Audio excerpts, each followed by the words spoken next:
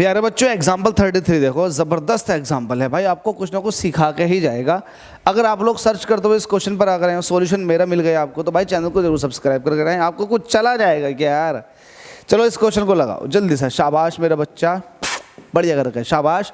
Example number 33 है बच्चे लोग, हमसे कह रहा है स्ट्रीम ऑफ इलेक्ट्रॉन, इलेक्ट्रॉनों की स्ट्रीम है और ये मूव कर रही है जिसकी वेलोसिटी इतनी है 3 × 10⁻⁷, इससे मूव कर रही है। हमसे कह रहा है ये डिफ्लेक्ट हो चुकी है 2 मिलीमीटर से।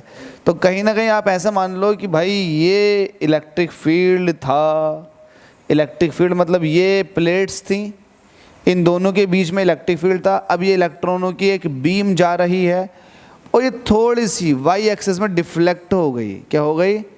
डिफ्लेक्ट हो गई। तो ये जो डिफ्लेक्शन आया है यहाँ से यहाँ तक, ये आया है 2 मिलीमीटर का। अब यहाँ जहाँ से डिफ्लेक्शन स्टार्ट हुआ है वहाँ से ये एक्स एक्सिस में मूव कर चुकी है। कितना मूव कर चुकी है? 0.1 मीटर का। तो जो ये एक्स की वैल्यू है ये कितना है? 0.1 मीटर। इतनी बात तो समझ में आती है हमें। अभी कुछ हमने किया नहीं है, जो क्वेश्चन में दे रखा है वही किया। हमसे कह रहा भाई इलेक्ट्रिक फील्ड जो है वो है 18 वोल्ट का, तो मतलब ये प्लेट पॉजिटिव होगी और ये प्लेट निगेटिव होगी। इन दोनों प्लेटों के बीच में जो इलेक्ट्रिक फील्ड लगा रखी है वो कितनी लगा रखी है आपने? 18 वोल्ट पर सेंटीमीटर। ध्यान रखना है वोल्ट पर सेंटीमीटर है भाई इलेक्ट्रिक फील्ड की वैल्यू। ज़बरदस्त। हमसे कह रहा है determine the E/m ratio of electrons. निकाल देंगे, ईजी है।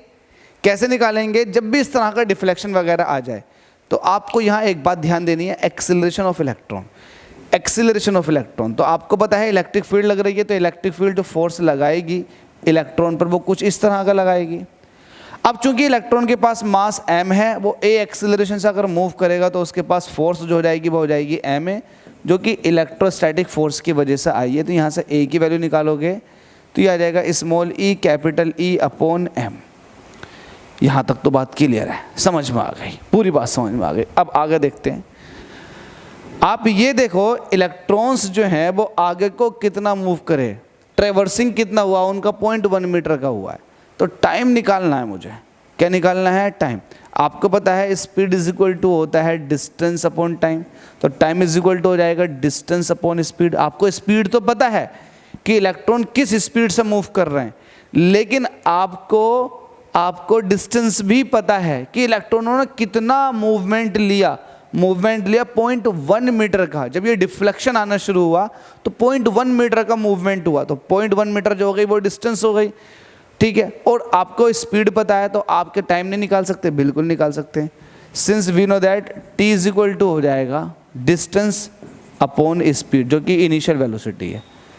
इतनी बात समझ में आ गई। जब ये समझ में आ गई तो हम जानते हैं एक बात, वी नो दैट, और बहुत अच्छे से जानते हैं। क्या जानते हो आप ये जानते हो कि डिस्टेंस इज इक्वल टू होता है ut plus half AT square, ut plus half AT square. यहाँ पर बात ये आती है कि ut plus half AT square. अब u कितना लिया जाएगा? तो इनिशियली की बात है नहीं, तो इनिशियली आप रेस्ट मानते हो, तो u तो 0 है, सिर्फ हाफ AT स्क्वायर का ही काम होता है। s क्या है? ये s डिस्टेंस है, ये वो डिस्टेंस है जो इलेक्ट्रॉनों ने मूवमेंट में लिया है अपवर्ड वाले मूवमेंट में। तो अपवर्ड वाले मूवमेंट मतलब ये जो मूवमेंट आया, ये डाइवर्जिंग वाला मूवमेंट आया ऊपर को, ये कितना आया? 2 मिलीमीटर का। तो ये s का काम करेगा, इसको मैं y भी कह सकता हूँ। तो y is equal to s is equal to half AT square, जिसकी वैल्यू कितनी है? 2 मिलीमीटर। मिलीमीटर को मीटर में कन्वर्ट करने के 10⁻³ से मल्टीप्लाई। हाफ मेरे दोस्त ऐसे रहेगा, a की अगर वैल्यू रखें तो यह आ जाएगा स्मॉल e कैपिटल E/m, और t की वैल्यू रखें तो यह आ जाएगा x स्क्वायर अपॉन V0 का स्क्वायर। E/m की वैल्यू चाहिए तो इसको रोकेंगे, 2 डिवाइड वाला मल्टीप्लाई में आ जाएगा, तो 4 × 10⁻³ ये हो गया।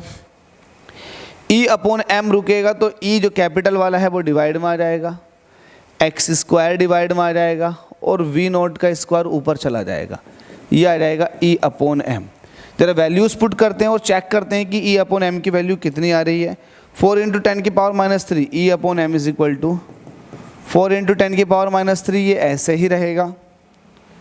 V0 कितना आपके पास, कितनी वेलोसिटी से मूव कर रहा था? 3 × 10⁻⁷, स्क्वायर है इसका, 3 का स्क्वायर 9, 10⁻⁷ का स्क्वायर 14, खत्म।